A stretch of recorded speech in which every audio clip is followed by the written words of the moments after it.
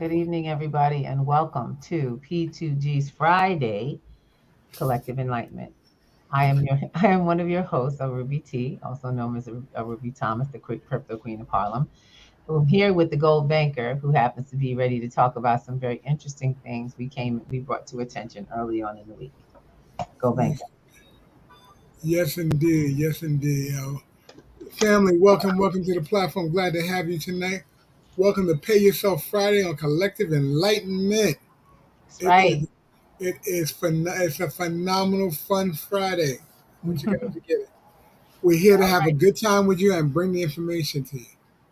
All right, we're here to bring and before we just jump into the video, I want to really let you guys know we're gonna be sharing with you something called the okie doke, and I want you guys to be aware. This is my baby. This is my baby's word. She's the okie doke. That's my mother's word. But we're gonna talk about it. I want you guys to pay attention to what's being said.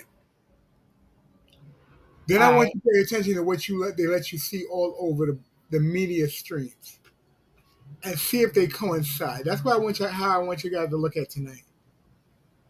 I wanted you to know what's going on. I want you to see what they let you see on the news that was important. And then you decide for yourself whether that was the okie doke or it wasn't. Okay? Rue, can you run the first part of the video if you're ready? Yeah, if you are ready.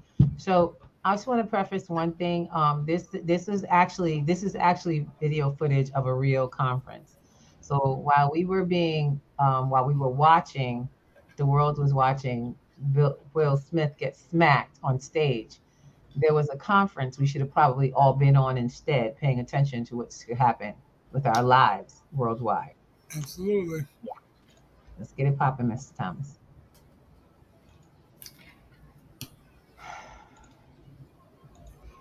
Can we get some volume?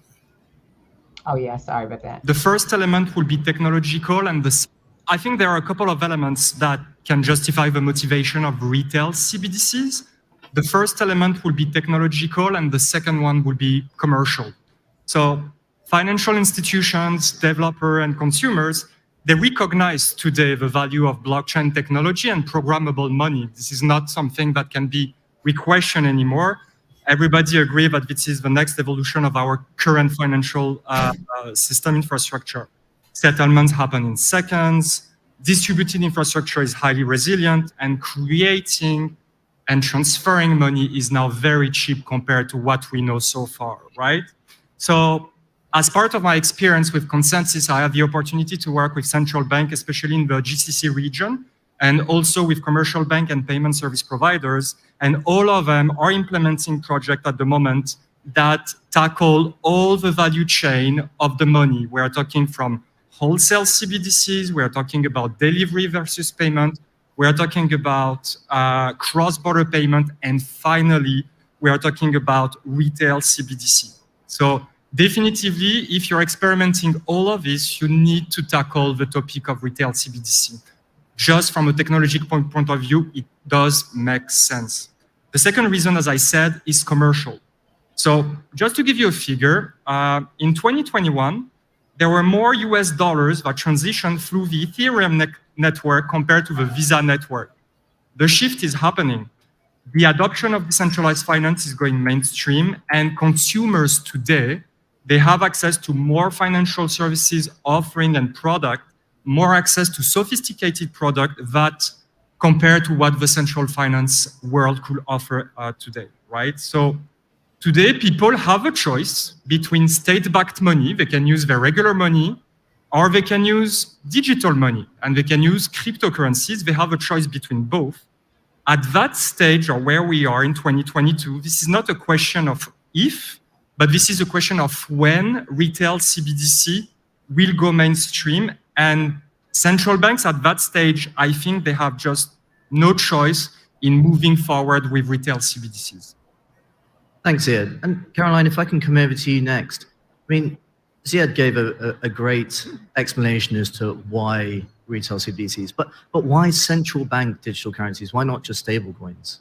I guess if we think about traditional financial system, I think we can see that it's really not a choice between one and the other. We don't need to choose whether we have retail CBDC or any form of CBDC, in fact, and stable coins. Even today in the financial system, the traditional financial system, we have a system of public and private money. Most of us, most of the time, are in fact using private money, but that is obviously supported by the public money infrastructure behind it. And we can sort of see in sort of the digital world a similar system, a parallel system actually evolving. I think what's most important is that we make sure that there are the options in place for consumers so that value is able to move as efficiently as information moves today on the internet. And I think from our perspective at Chainalysis, what that really requires is very sort of forward-looking regulation, proportionate regulation, and ultimately a collaboration between the public and private sector. This is not a space which is going to be the domain of one or the other. It is very much a partnership between the two parts and very essential parts of the economy. And I think that's the sort of future we're looking towards rather than a sort of a choice between one and the other. Thanks, Caroline. And Jack, if I come over to you now and we shift focus from the motivation for a retail CBDC and move towards some of the issues of implementation. You're quite close to a number of projects here. What are the issues that you're seeing, particularly on the retail CBDC side of things? Thanks, it's a great question. So I think I would start this from taking a step back and thinking, what is retail CBDC? And ultimately it is a product, it is a payment product. And it is a payment product that exists not in isolation. It's opposite current cash payments, it's opposite current sort of private money allocations, as kind of Caroline's talked to, whether it's debit cards or credit cards. If you're looking for a successful adoption of CBDC, you need to make it something that the public are actually wanting to have and willing to accept. Otherwise, there's an awful lot of effort that's going to go into something that gets little adoption. And therefore, I think, that's where we need to start with some of these things. Ziad's talked about some of the motivations for central bank digital currency, and I think that's really where we then derive what some of the requirements for it might be. For instance, we work with the Swedish Central Bank on the e-Corona project. One of their motivations is the provision of central bank money, central bank liabilities to the public. That's fulfilling their mandate as a central bank. And their investigation of CBDC is about fulfilling that. Now we have other projects, for instance, in Kazakhstan, where one of the projects where it's really about kind of the next generation of payment rails and thinking about how you could use programmable money. Those are completely different motivations, and they also, as a result, drive up entirely different requirements that the technology has to meet. So I think over the next sort of 12 months or so, what we'll see is a kind of maturing and better understanding from central banks as to what they want to achieve, and then a better, clearer set of requirements to give to the private sector to then go ahead and deliver something for them. Yeah, thanks, Jack. I think that's interesting. And Ziad, if I would you mind pausing that on that money comment that Jack made? I know that that's something that you're particularly interested into. How does that fit in trying to get that message across, certainly to policymakers, because it's quite an intangible concept. We can all understand faster payments, cheaper payments, but programmable money, but what does that mean, and how do we get that across? So I will say the academic definition of programmable money will be that it's a piece of software that allows you to program money or to pre-code money with an inherent logic behind it. So through history, our money was just only a mean of exchange of value. And even the digital currencies that you have today, or even the money that is distributed from a central bank to a commercial bank, is solely a piece of code that has a one-to-one relationship, and that's pretty much it. And you cannot code certain logics into it. With programmable money, you can set up some parameters that allows you basically to accelerate the distribution of money. Let's look at the consumer, for example. We all have here, I believe, maybe a checking account, except the crypto maximalists who are living off the grid. But if you have a checking account today in a bank, the amount of physical and technological resources that it takes to maintain that checking account costs a lot of money. When you program it in a smart contract, it does exactly the same purpose without 90% of resources that is required to make the same thing. Okay, so we want to jump in here. I want to say thank you for all of those who have been joining us, because now it's time for the discussion about what you just saw. What is, Mr. Thomas, what's a CBDC? CBDC is a central bank crypto distribution. It's a cryptocurrency central bank, simply put, which means it's one of the major banks.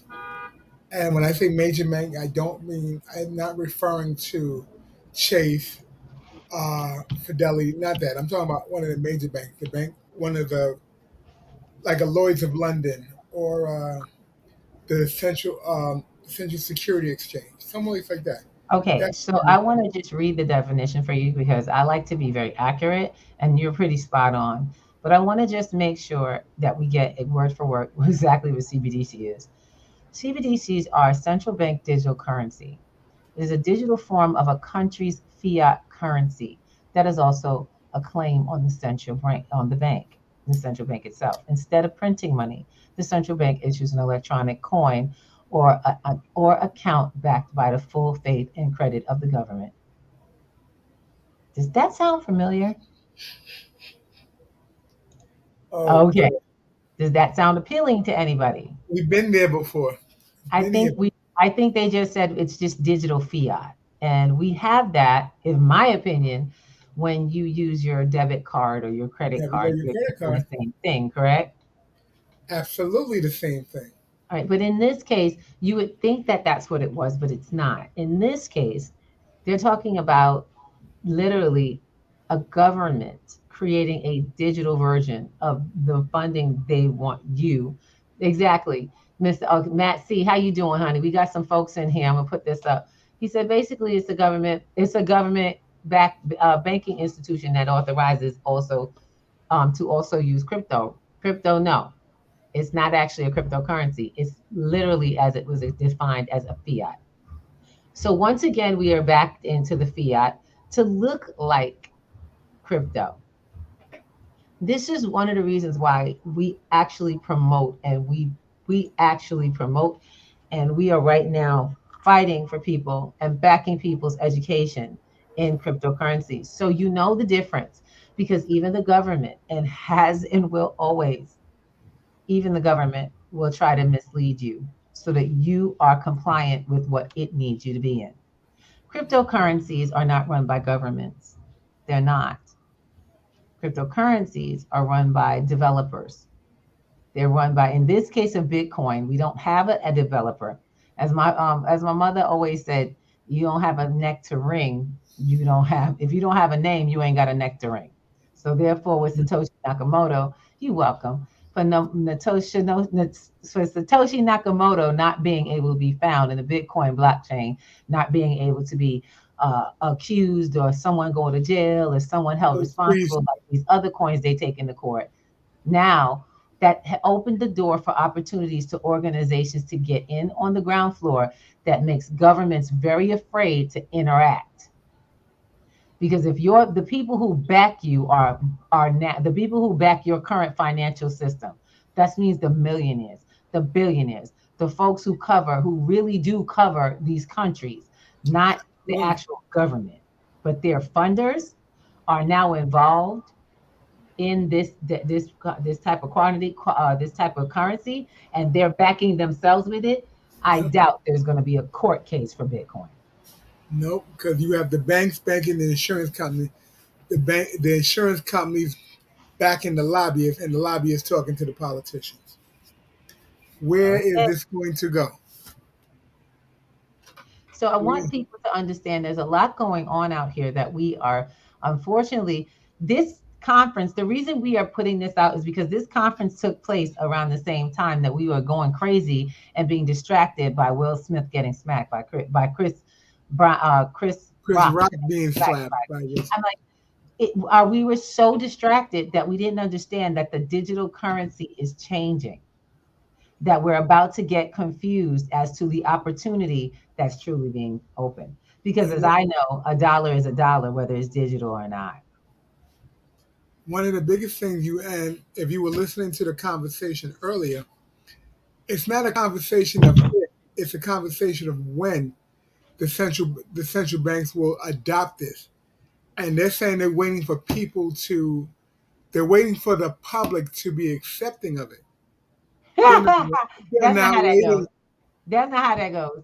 That's a Tell that to misconception. all the people who were told that gold was illegal, and they had to turn their gold in, or they couldn't. They would be arrested and fined if they were found utilizing it for exchange.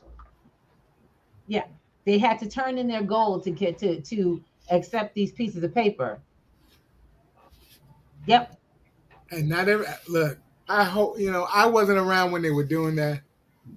I they just did it hope with the pieces people. of paper too. Remember the $50 Yep, bill? they did it with a $50 bill. But if you guys were around, I hope some of you were able to keep some of your gold. That's all I'm gonna say. I hope some of you were able See, to the keep. fact of the matter is, yeah, we call them the Rockefellers, the Chases, all those folks that are now running the central banks and the people and the banking systems, all the big wigs that you see their name on the buildings in your major cities. Guess what? They kept their gold. Oh yeah. Absolutely. See, I just want you. Okay, it says if the government wants to be involved. Let me see. Matt C, we're inviting you to come on the show. Let us know. Get in touch with me. You need to be in the conversation live. You're welcome to the collective. So he says if the government wants to really be involved in crypto, it'd be nice to see them develop a branch that ensures smart contracts are audited properly. People will adopt more into what feels safe. Now, I want to share something with you. I got to ask a question. And I'm glad Matt is responding. We want to say thank you for being, just for being with us on this, because it's important that we have an understanding, a conversation, that this stays a conversation. People want to feel safe, but they don't want to learn. And whether the government gets in or not, we've seen this happen. Remember Obamacare? And people are like, I don't understand because Obamacare worked for this, that, and the other. I'm going to share something with you. Obamacare actually didn't work as well as people would like. Not the people. The people. Obamacare was supposed to make it free for everyone to get care. Correct? Absolutely. Most of what took place was a 2.5 year curve for educating people on how to use new systems. This caused great gaps and hardships on folks that could not get certain services, could not get qualified, and it was under the CARE Act at the time. And a lot of But it it could was. not be deciphered by the utilizers, Yep. because just because laws are written, and we know this, look, my people, my indigenous people, y'all know how this is. Regardless of whether the paperwork was signed and the law was made, you know how long it took for freedom to take place. And it's still going on. It's still a question. No, it's not a question. It's still going on. We're still having a problem with defining the rules of actual freedom. So if I need us to understand how these things roll out and what we as individuals have to do to play our part, because that's what I think what happens is when the people aren't shown this, the people aren't promoting this type of educating yourself type of situation or exposing yourself to this information. Guess what happens to the people with these new systems that government puts out? There's no training on those. So what happens? Can you use a digital system that you're not trained on? Guess what? The answer is always going to be no. So let's take a look. I want to finish watching a little some of this. I want you guys to see it a little bit more, the summit. This time is the time for us to actually really get into what was said at this summit that is changing the world. These people aren't just having a conversation about something that's happening far off. We are in the world. This affects us. It affects me in New York, you in Denver, anybody else living in Colorado, anybody living in California, anyone living in the Southwest, wherever you are in these Americas, California, I'm sorry, Canada, the islands, it affects you. Because the minute you go to your bank account or your bank to go get money and it doesn't work anymore, and you get a notification that your bank is not distributing dollars anymore, and you don't know how to use them or this new system, it's going to take you a while to get your bills paid. So let's take a look, and let's take a look at what they're talking about changing. And maybe we can come up with some way where we don't have to get stuck. You think? So we thank you. And So programmable money from a technological point of view brings a lot of efficiencies and an increase of security for the banks and the central banks and the payment service provider. This is a true game changer from a technological standpoint. And then after that, all these resources that you're having today dedicated to maintain these legacy systems can be dedicated in actually creating more value, more financial product, new ways of thinking finance. That's the beauty of programmable money. Excellent. No, thank you. One of the things that we have to think about, as well as that implementation issue, is some of the policy considerations around that. And one that certainly comes to mind from me is one around privacy. I think that's a big topic around implementing a retail CBDC and it being successfully adopted. So Caroline, if I come over to you first, and then Patrick, I want to come over to you second on that. What are some of the issues that we think about balancing privacy with retail CBDCs? Yeah, so look, it is, I guess, a tricky question. And on one hand, we have a lot of governments around the world have made clear that they want to maintain some of the privacy preserving features that we have with cash for today. But at the same time, certainly no one wants to see a CBDC used for things like money laundering, financing of terrorism and so forth. So how do you strike that balance between, you know, having the privacy of the ultimate user, but also ensuring that it's not used for illicit purposes? And I think, you know, it's easy to be confused between, we talk about sort of blockchains and we talk about how they're transparent and public and everyone can see the transactions on them.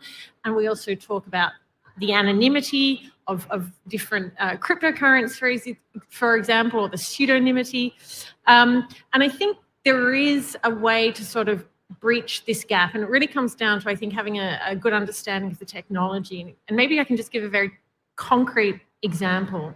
If I think about the work we do at Chainalysis, it's very much focused on, if we have, you know, the world of blockchain as a map, but it's a map without any street signs, without any signs on any of the buildings to tell you what they actually are.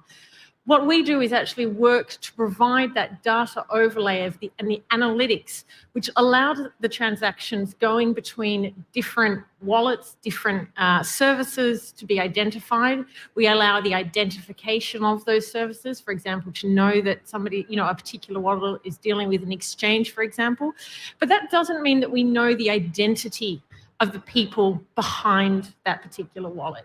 And that's where the other parts of the ecosystem, like your virtual asset service providers, your exchanges and so forth, they're actually the sort of repository of that information. And so I think there are ways that we can balance through using the different players in the ecosystem, governments, service providers, the end user, and the fact that you do have a public system where you can see the whole world of the transactions, but without necessarily being able to see right through to, for example, the identity of the person behind those transactions. And so I think there are sort of technological solutions that can facilitate reaching the right balance according to the particular context that's needed. Absolutely, and I think that's actually probably at the heart of the crypto debate more generally, right? There's the technological solutions that are there, but it's about how we're able to represent that to policymakers and regulators to be able to understand where the technological solutions are in relation to the regulations that and the regulatory outcomes that we're expecting. So Patrick, if I come over to you on that point, how do we do that? What's the best way in which we bridge that gap? Well, there's no easy answer. I can start there. You know, we're a company that has sort of dedicated itself to programmable money, programmable digital securities, really around that compliance piece. The challenge is that it's not just compliance regulations that we know of today.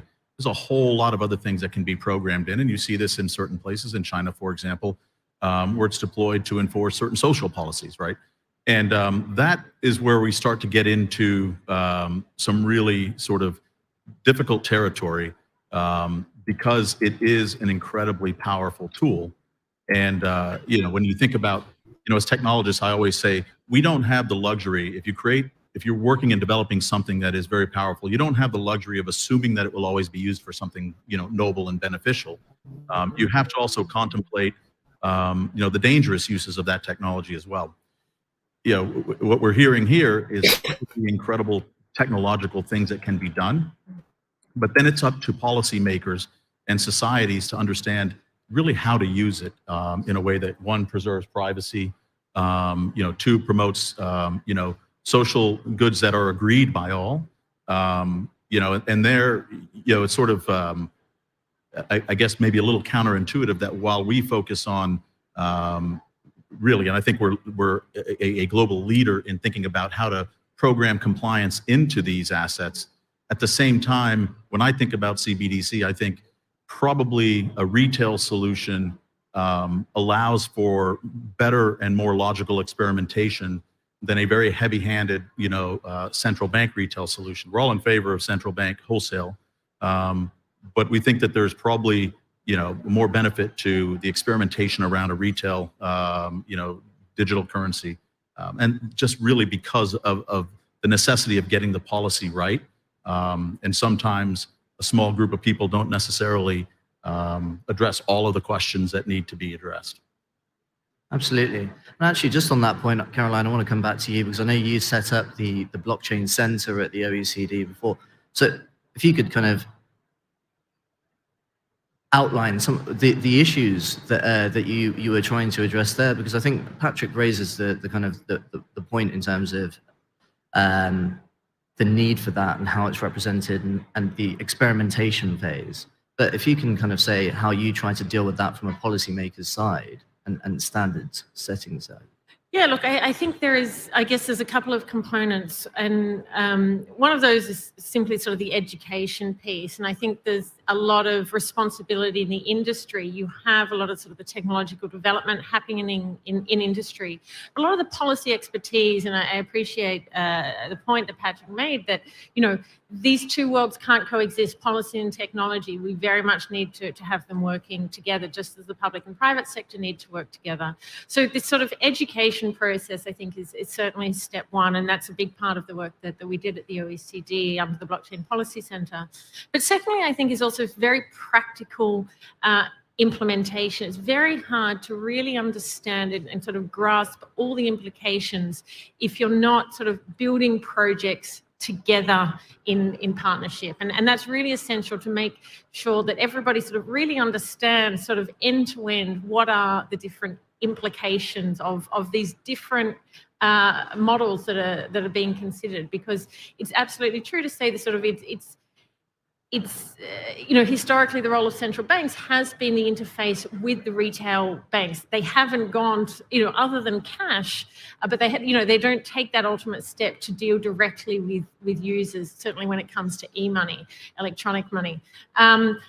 But some of the models that are being proposed do look at models like that, or with some sort of intermediary in place, but ultimately having access to. Now, I stopped it there for a very specific reason. I know this is it's a kind of wordy, Mr. Thomas. I know this can be kind of wordy. And I know this woman very much so is putting out a lot of information. I want to break this down because she just used two very important, strong areas we want to make sure everybody gets. Retail, wholesale. Absolutely. You don't know how you get your money, then you don't understand that still goes on between the central bank and your local bank. The central banks are the ones who wholesale your money to your bank. They retail your money back to you and your boss. Absolutely. In turn, to keep using your money, as they are also bringing it back in through your bank account, using those deposits at some particular point, because they could use, at one time they were recreating funding by your deposits. Now they don't even need that. But the fact of it all is, we're going to now look at, remember, we're not talking about cryptocurrencies, because that's not these CBDCs are CBDBs are not cryptocurrencies. They are central bank digital currencies. Now, what they're trying to say is they're trying to keep the order of, I'm going to ask you to mute when that's going on. We got a lot of sounds all the time. All right. So let me get this for you. What they're trying to say is straight up. They want to see they want to make sure we keep the order of the central banks getting wholesaling to the retailers, which are the smaller banks. And it's an education thing. Now we finally hear about education. But who's educating the consumers? The consumers are the last one to get educated because they don't want them to really understand it. They just want them to use it in with the information that they allow them to have. If the Oh, consumer takes on the education of understanding the finances from the grassroots of it, not using it, but how it's created and where it's coming from, they then have a different understanding of how to move the funds the way that the digital banks are going to do it, and how their local banks are affected by it. So they will know how to use what they have in their bank accounts because they've educated themselves beyond the common knowledge they want you to do of understanding that it's digital fiat. That's where they want to drop you at, digital fiat. You know, there's a conversation definitely to be had around the idea of understanding how the financial system works. And she made it very clear about the wholesale and the retail. yeah, but what happens now? What happens when the central bank, because I don't know if you guys remember a few months back, there was a story where as they were talking about the central banks providing this directly, that the central bank was looking into being a provider of the CBDV Absolutely. directly as a retail product. Which would take the middleman right out. What would happen if that were the case? Banks would shut down automatically because there'd be no need to go to a physical bank anymore. You would deal directly with the central banks. You would just have an account with the central Yep. bank. Now, this is the thing. Why are there middlemen in the first place? Why not have the central bank be the only bank currently? What stopped that from happening? There's a debt system in place that has to be covered. Got it.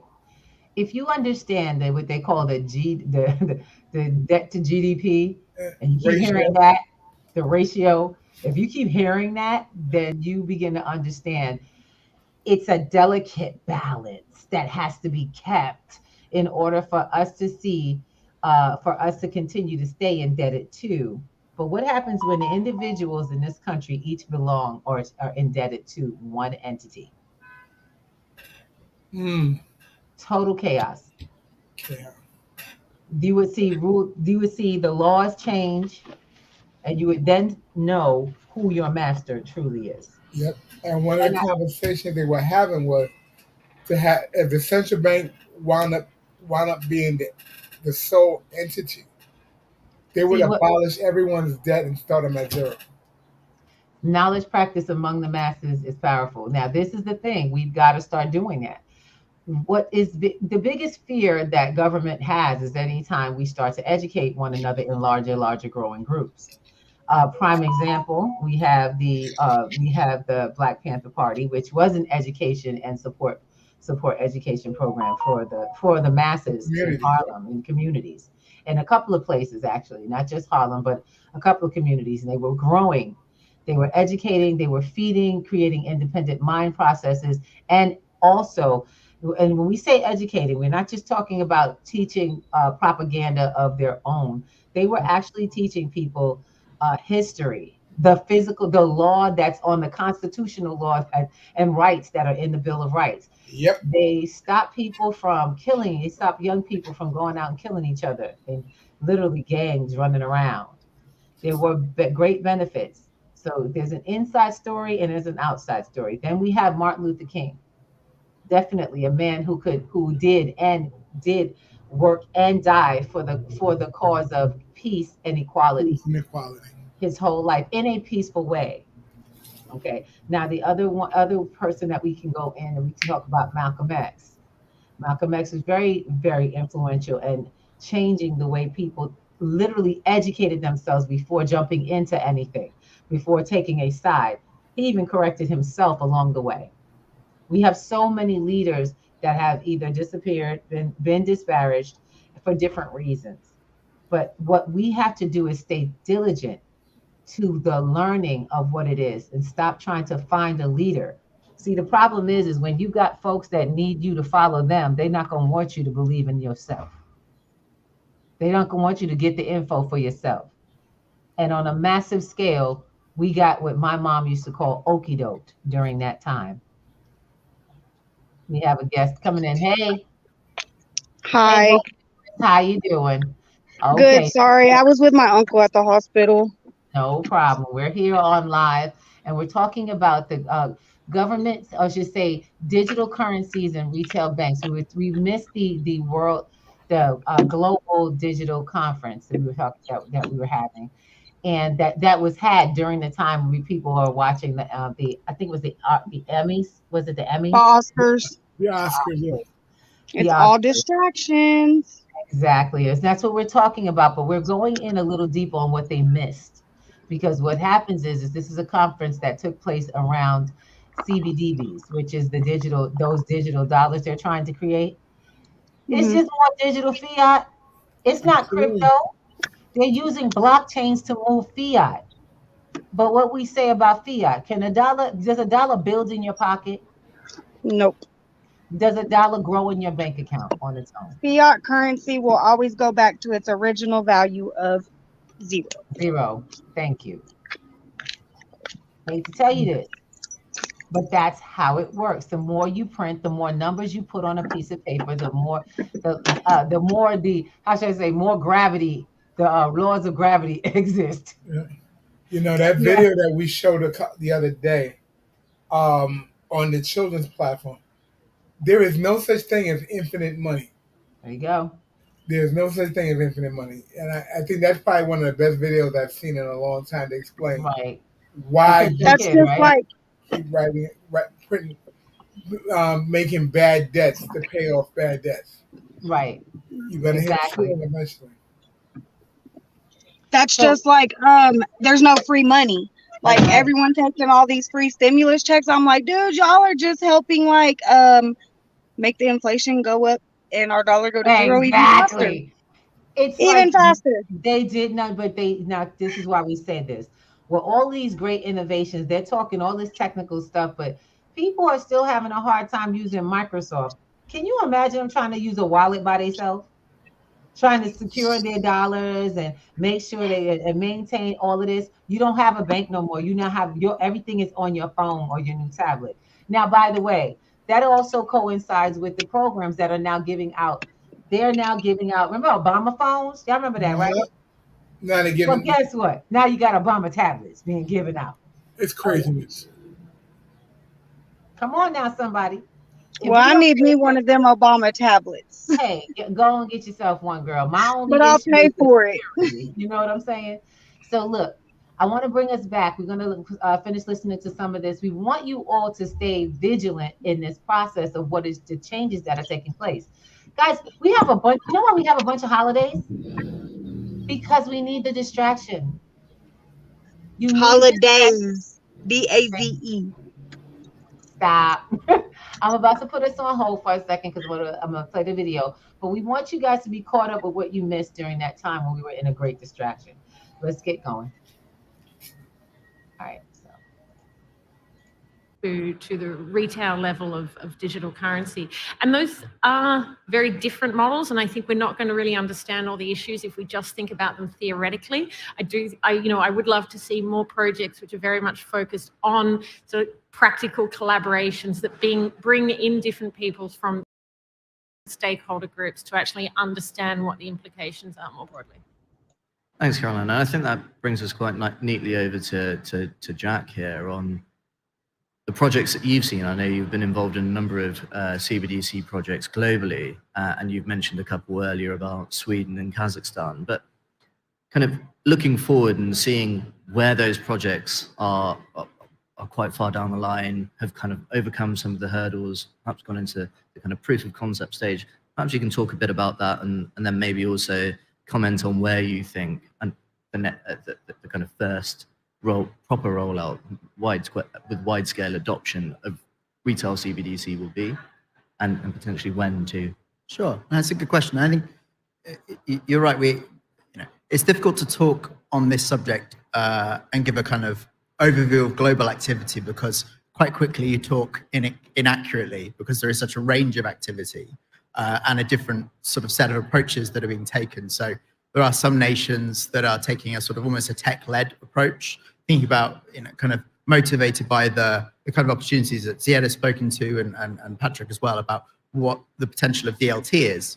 And then there are other central banks, and this is a somewhat crude binary, are taking it from a kind of policy perspective and economic perspective, and kind of starting there and working towards their requirements.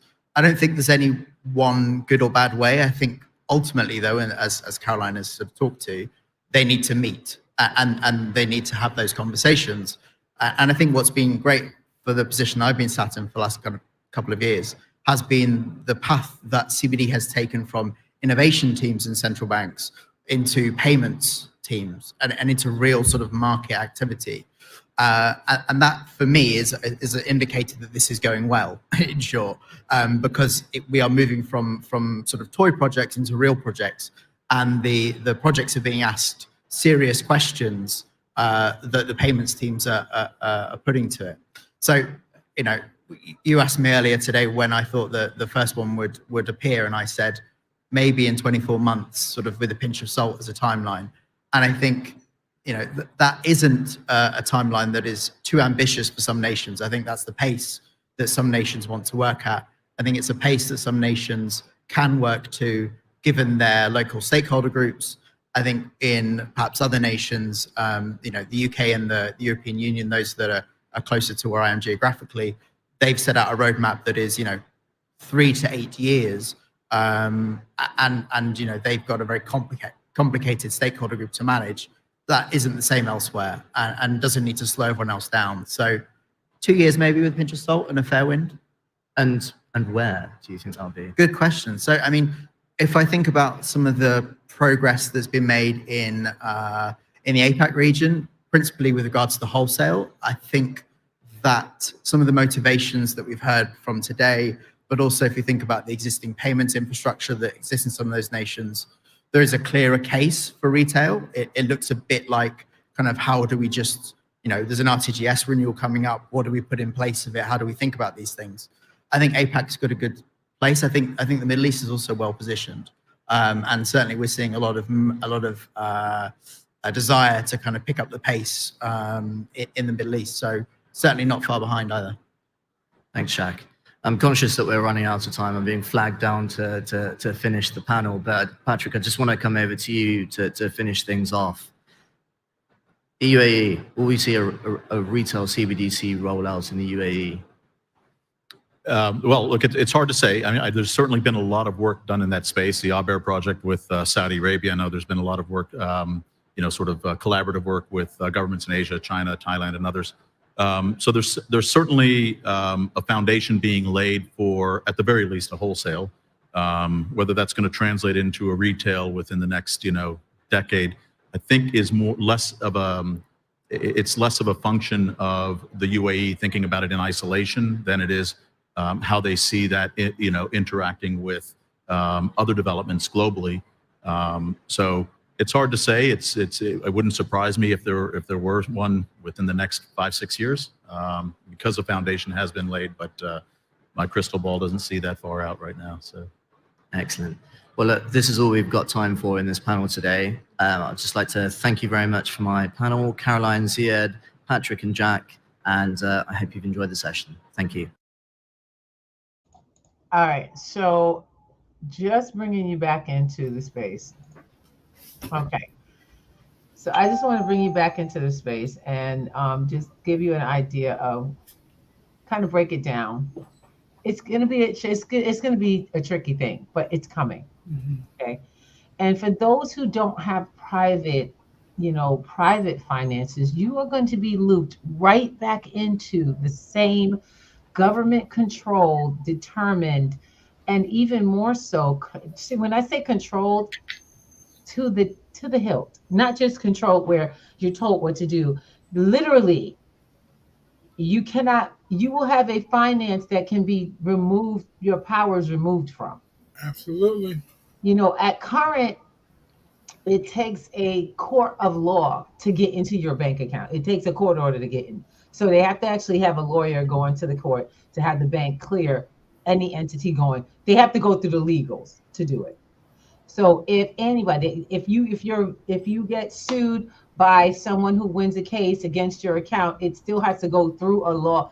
It needs a judge's decision on it in order for them to open your bank account.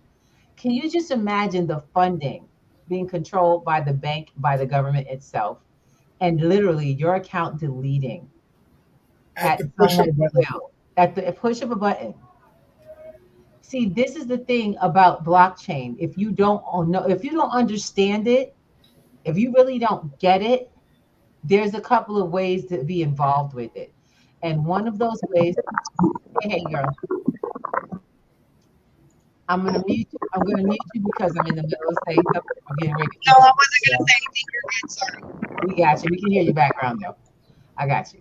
All right. So this is what we're bringing to the forefront. We're bringing information that you may not have already had and you can use to update yourself seriously educate yourself to what's going on because it's not going anywhere. This isn't Nope. about us telling you what's possible and how wonderful and great crypto is. We're trying to tell you crypto is your only opportunity. I'm sorry, education on cryptocurrency and the blockchain. It's your only chance to have any kind of stability for your families in your future. And if you wait for the government to teach you how to use it, they're going to train you to be great consumers and to be great workers, as it always has been. One of the things that Robert was saying in the conversation was that some of the more developed countries are further out of saying 24 months before they see their first prospective rollout on the Actually, he CBDC. said it was the opposite. It was No, the because opposite. He was the saying U.S. and the U.S. no, yeah, the larger entities are pushing it out further. Yep, 2 to So 8 more years. developed countries are saying, well, we'll kind of sit back and see how the smaller entities do because they have less policy holders to attend to. Think about it.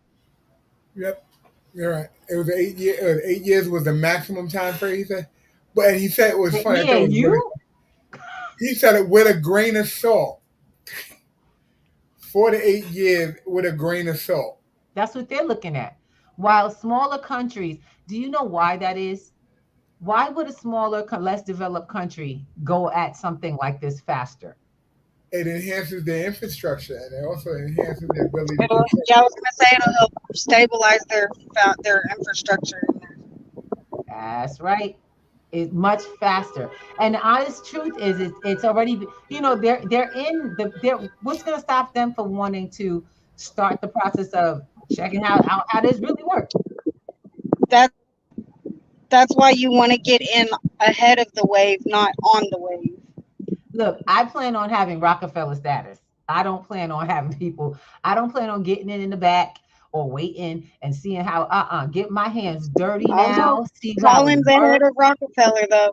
No, I'm just saying, look, bottom line, you understand what I'm saying? Positioning. See, because I don't care what you say about these people. I don't care what you say about Donald Trump. If it worked for his family to have the longevity and you know what his name is 150 years from now, he was effective. Does that make sense?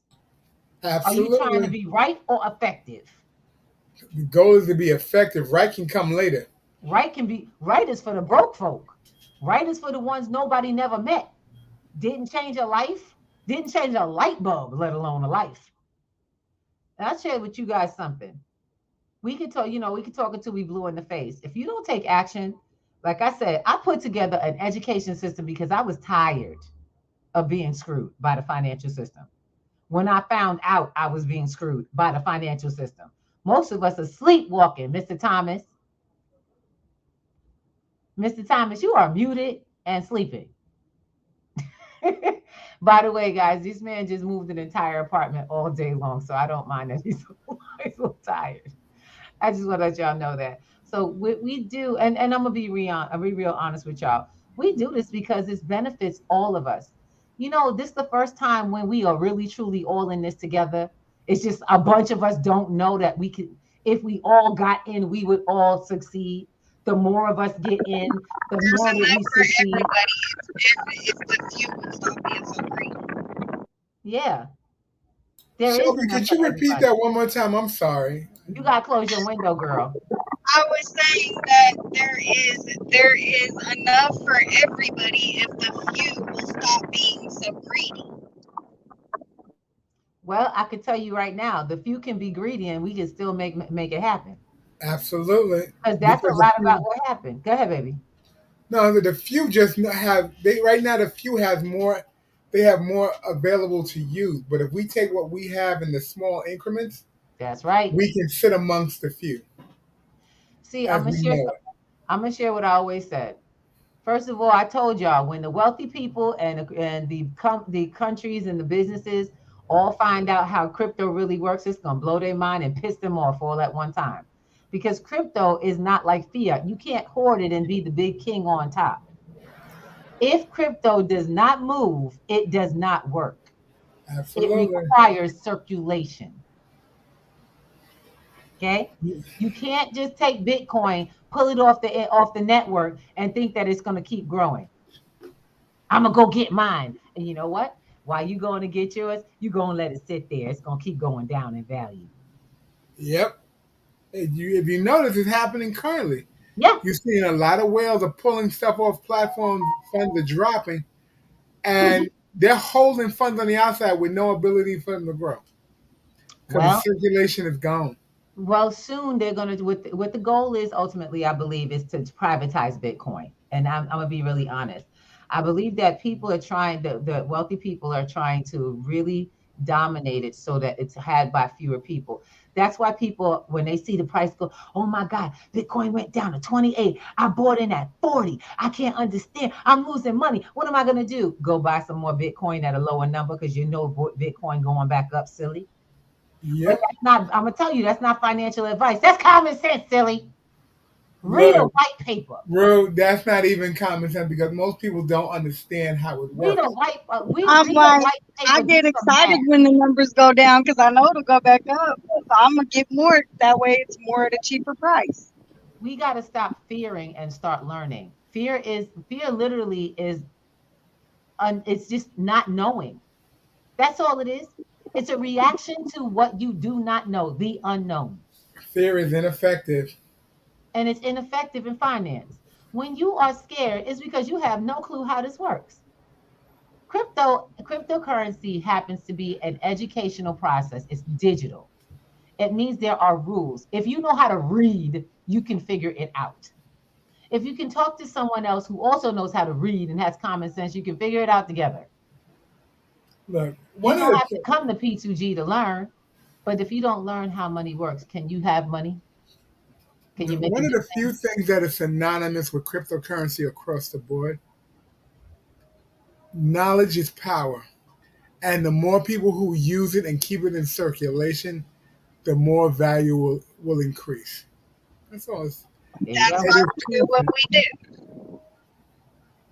So while we're out here educating the masses that have chosen to change their lives, what are you doing while the world is changing around you, and then you're hearing about new things that coming from actual sources that you get your finances from? What will you do again? Like I said, when when you literally go to your bank account and you can't pull the funds because they don't do that anymore. It Oh was a man, different way. they just did that. That just happened in. Oh yes, God. Go Oh ahead. my God, they just did that in China. China just had that very problem. What was it? A half a million, a quarter of a million people could not access their bank accounts. No, 1 million people. It Was it 1 literally million? over $1 billion worth of their finances could not be accessed. The banks did not have an answer for them.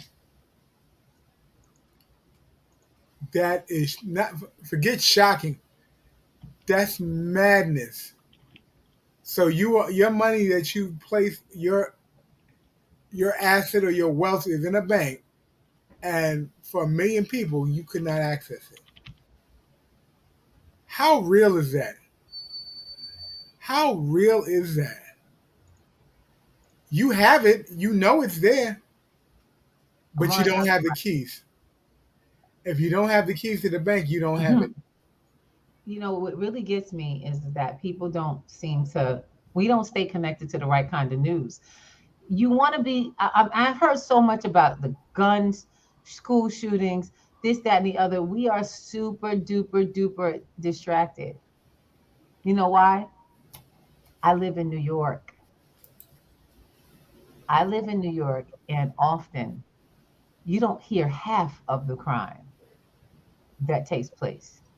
Not at You all. don't see half of it. Why?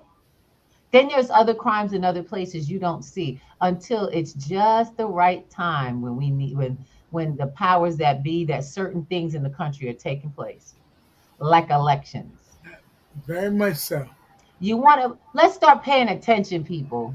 What ends up being, have you noticed that there are shifts in our news according to certain activities in our country?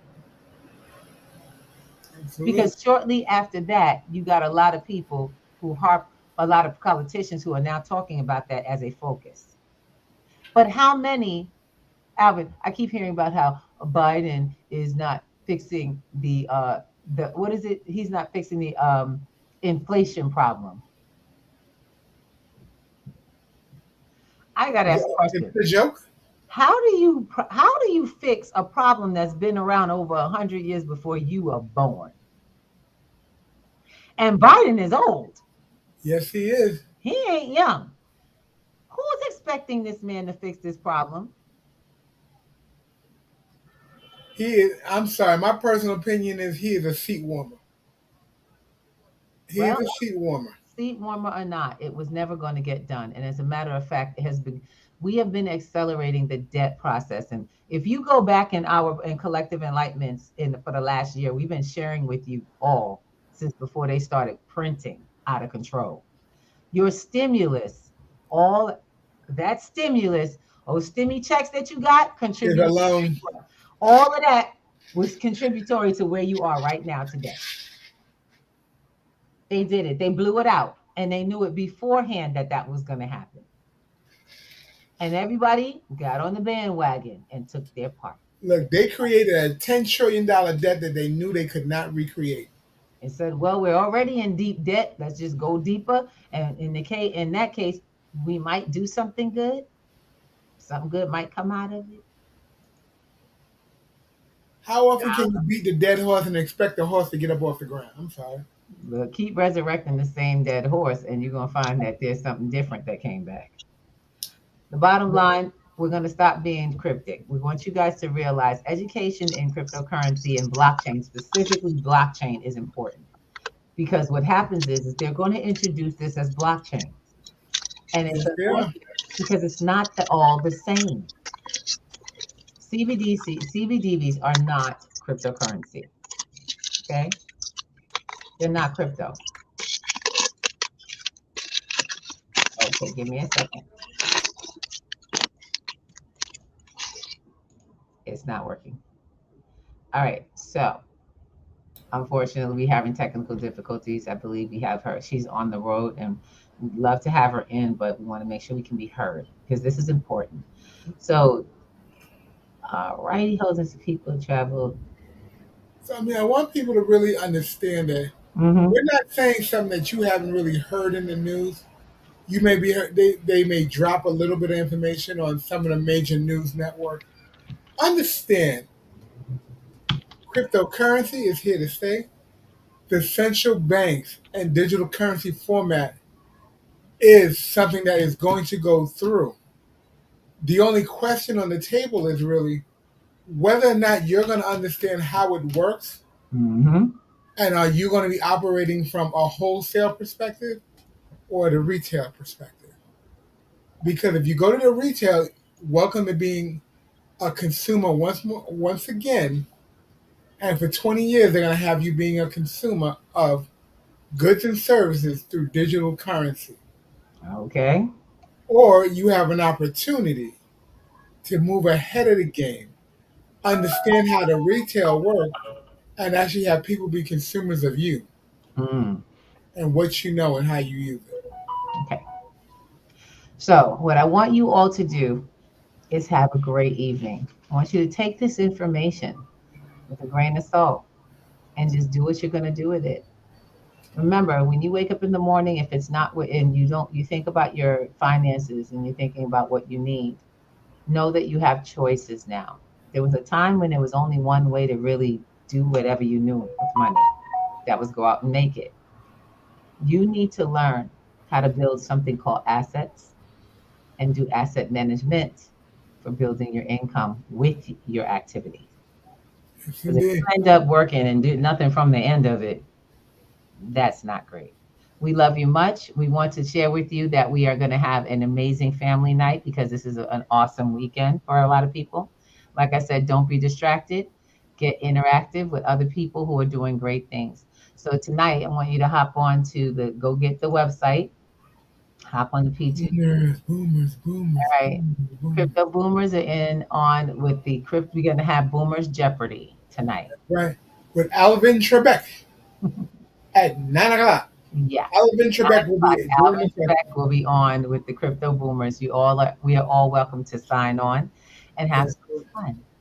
Ladies are getting ready, getting the room ready, and Al is going to hop on. Starts at 9 o'clock sharp. So start getting yourself registered now on the website here, P2G.